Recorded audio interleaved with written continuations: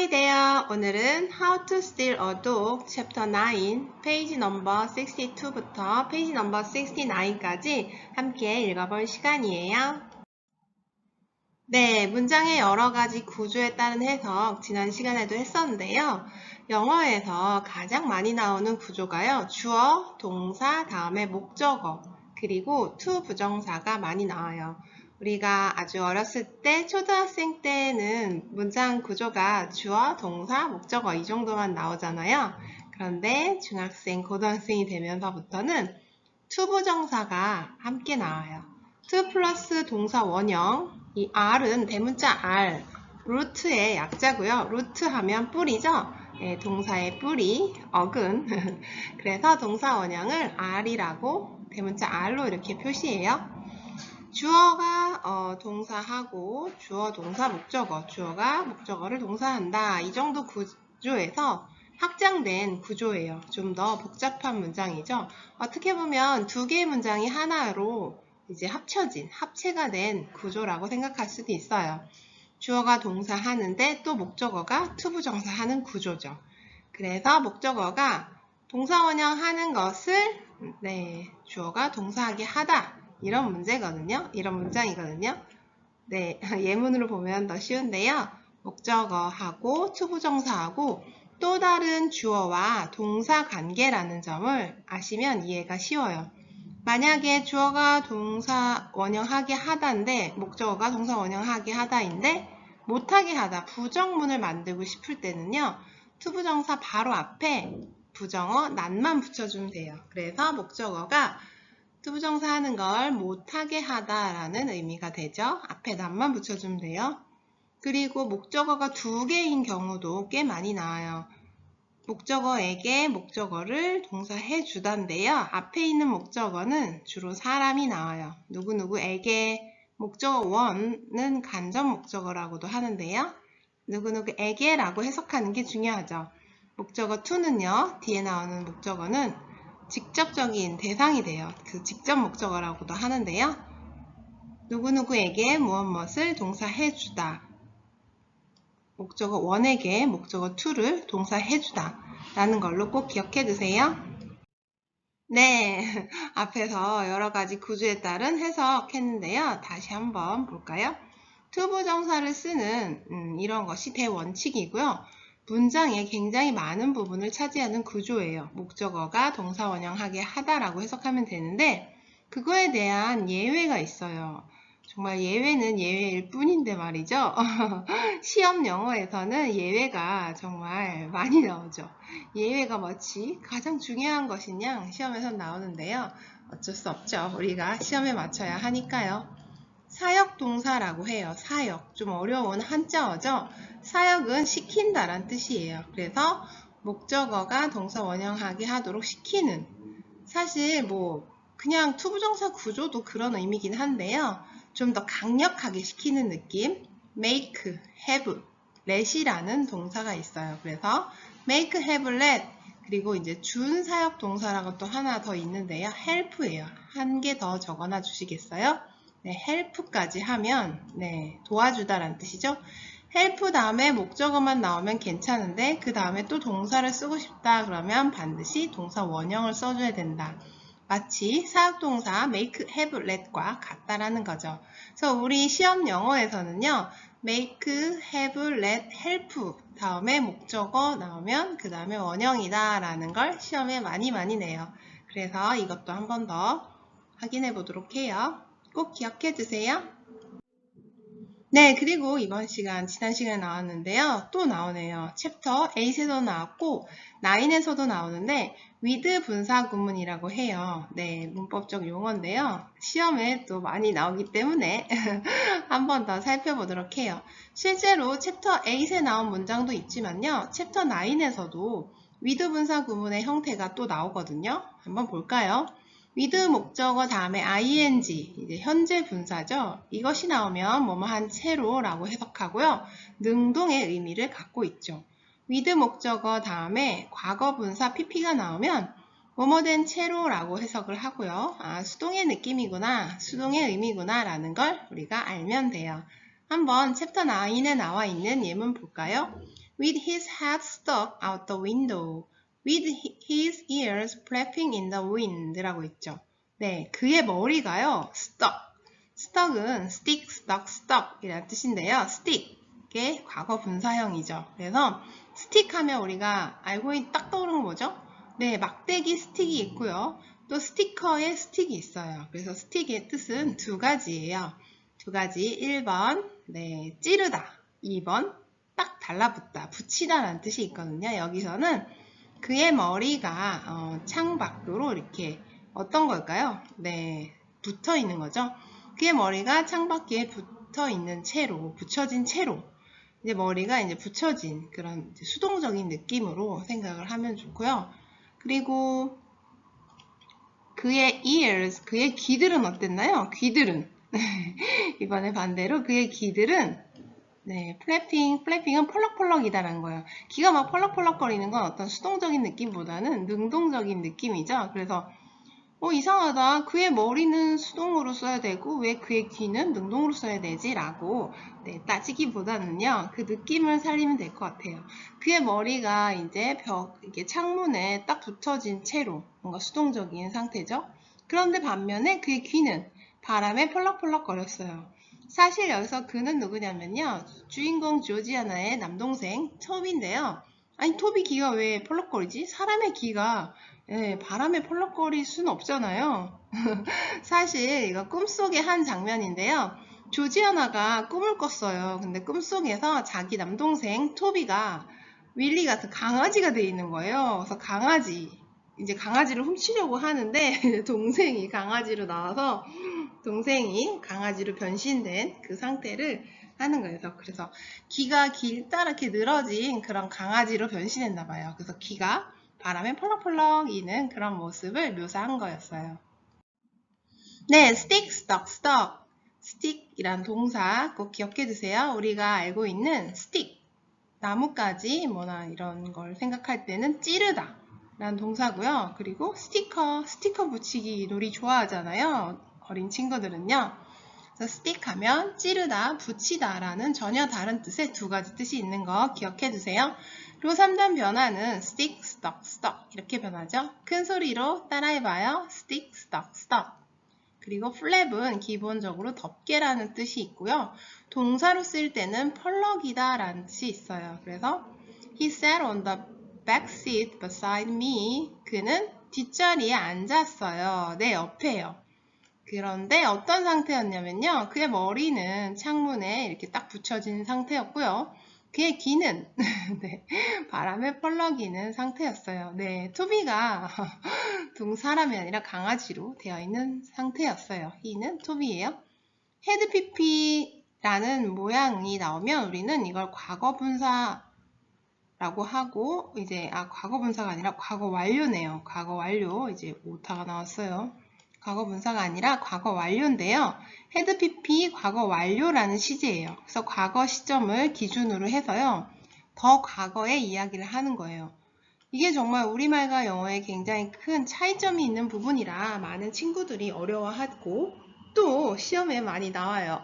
참 신기하게 어려워하는 건 꼭 시험에 나오죠. 그런데 어려워할 필요 전혀 없어요. 왜냐면 우리말은 그냥 과거를 다 뭉뚱그려서 하는데요. 영어는 어떤 기준이 되는 과거 시점이 있다면요. 그걸 기준으로 잡아서 더 과거 이야기를 하는 거예요.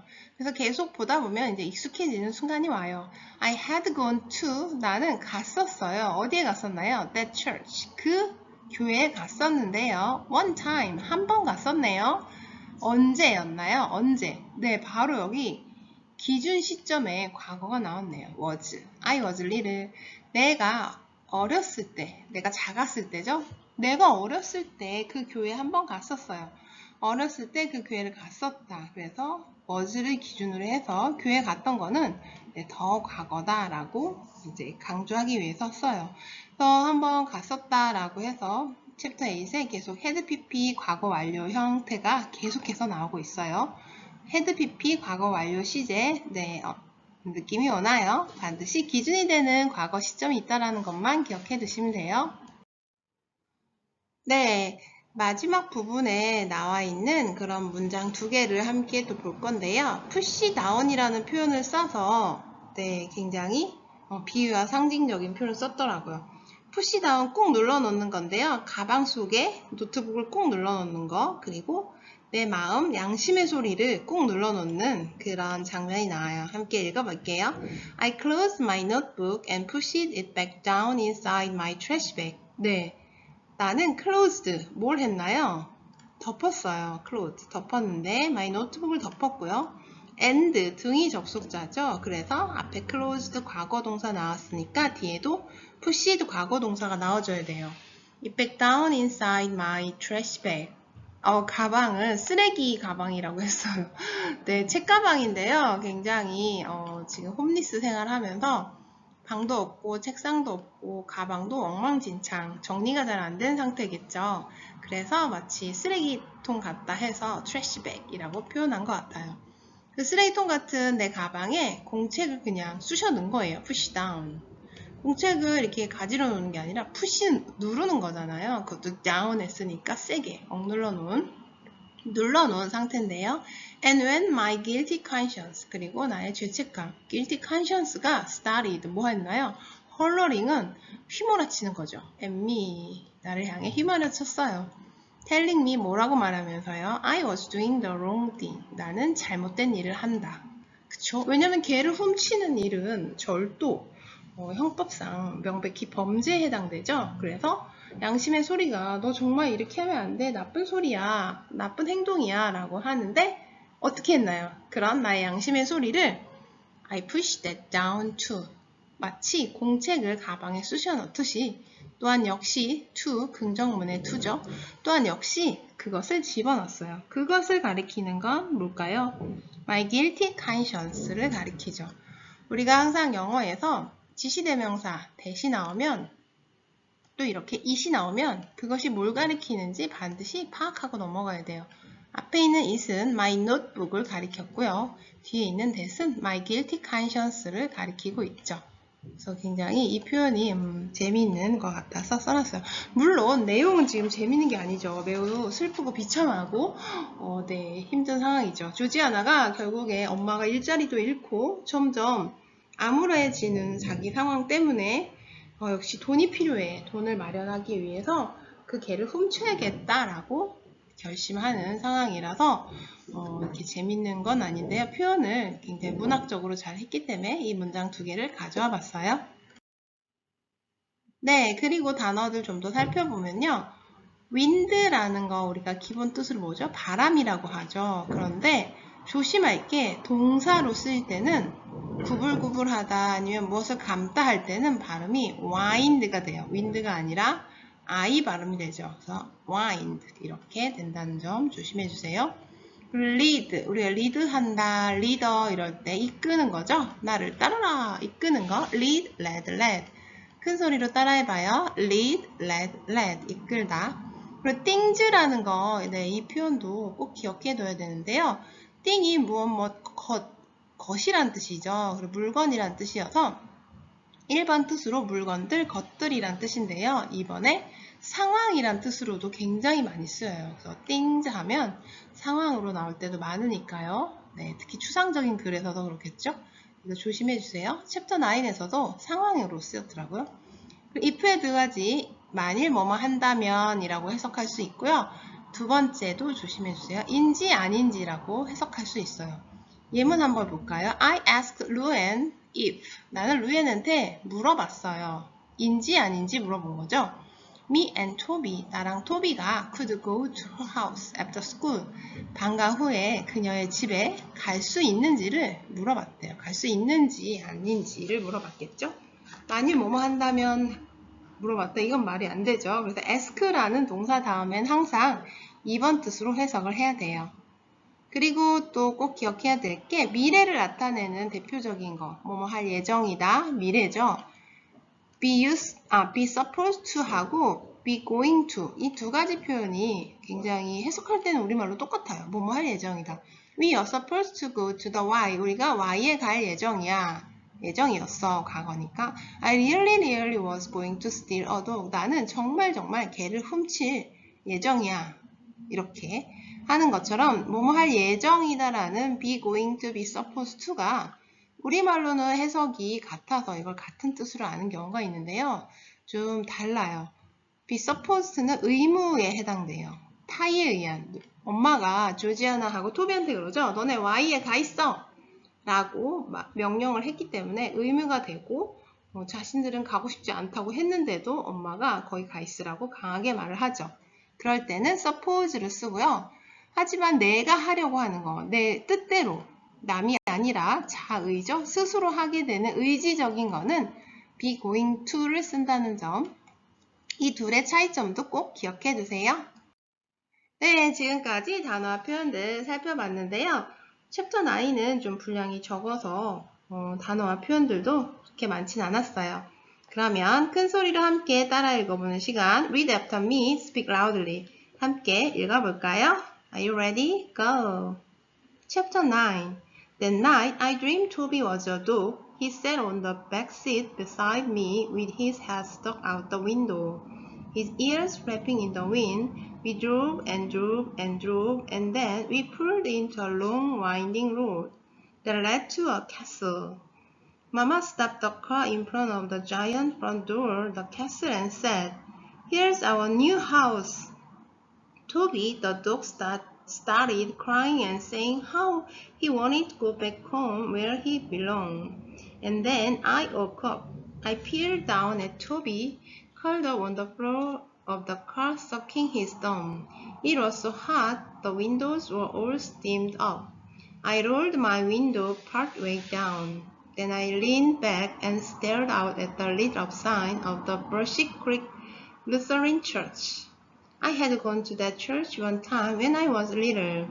With my friend Rayson Wickham, we had made basket weaving strip of pink and yellow construction paper.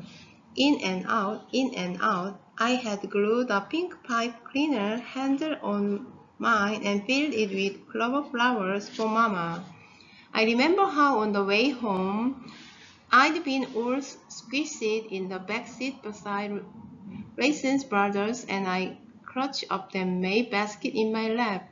I couldn't wait to give it to Mama, even though the clover flowers had wilted and were lying all droopy in the bottom of the basket.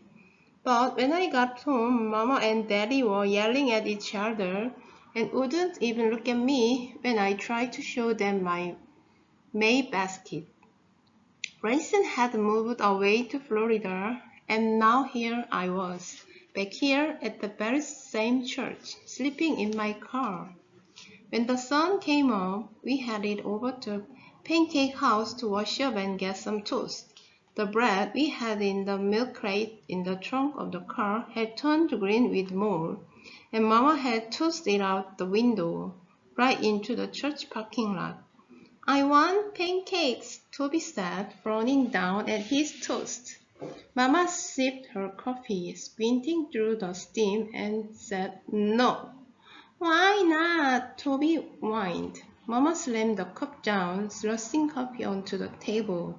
"Because you can't have everything you want," she said. I ate my toast and watched Mama scoop all the little plastic tubes of jelly into her purse. "You all go over to the Y after school and wait till I get there, okay?" she said. "The Y?" "Yes, Georgiana, the Y."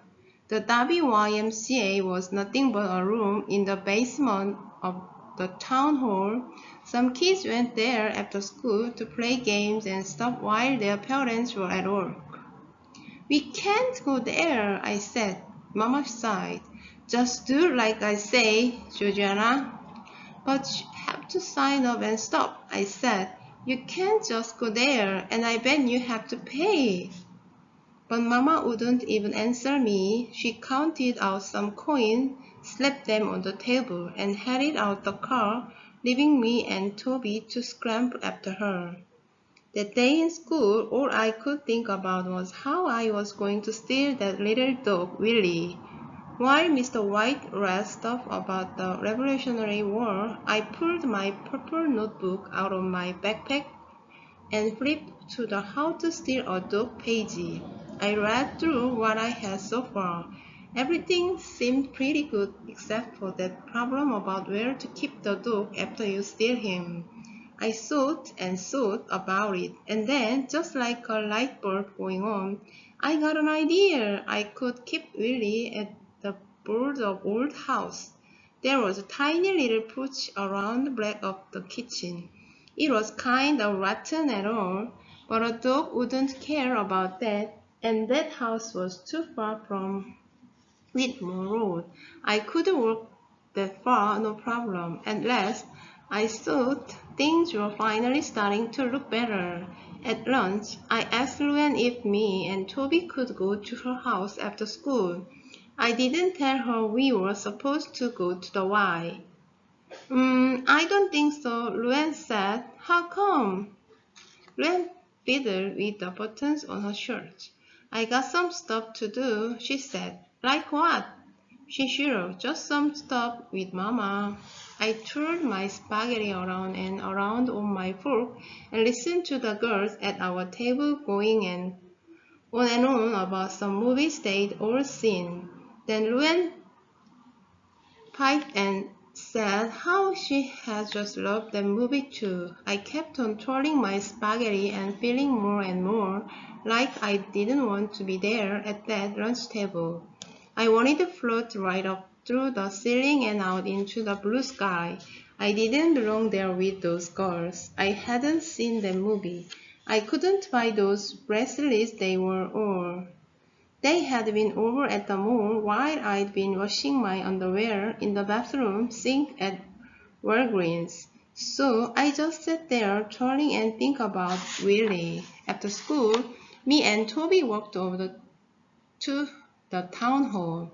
I'm not going down there, I told him, nodding toward the basement window. You can if you want it, but I'm not. The sound of kids playing and balls bouncing drifted out of the open window. Toby shook his head. Then I'm not going either, he said. I tossed my backpack on a nearby bench. We've got to find some string or something, I said. Toby. What for? For Willie, remember? Oh, so we walked up and down the street, looking at gutters and dumpsters and trash cans. I was just about to give up when Toby hollered, "Here's some, Georgiana!" I ran over to the curb where Toby was holding a stack of newspaper tied with heavy string. Yes, I pumped in my fist and high-fived Toby. Good job! Toby looked just pleased as punch. I untied the string and stuffed it into my pocket. Let's go back and wait for Mama, I said.